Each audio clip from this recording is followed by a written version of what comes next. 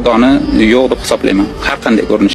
Assalomu alaykum barcha ko'kalarimizga. Mana bir bala Alloh yo'q deb chiqibdi. Hali ham tavba qil, kech emas. Alloh bo'lmasa ona tanqiqdan paydo bo'ladi, sanqiqdan paydo bo'ladi. Bu TikTok, YouTube'dan ko'tarilaman deb bu gaplarni gapirib chiqmaydi. Xudoga shukr qilish kerak, mana tinch yashayapmiz shu dunyoga. Allohga besor shukr qilish kerak.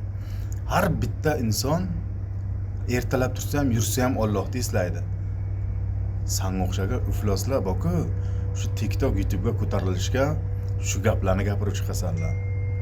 Do'stlar, o'z fikringizni kommentariyaga qoldiringlar. Xudoga nisbatan oladigan bo'lsak, meni munosabatim agar haqiqatda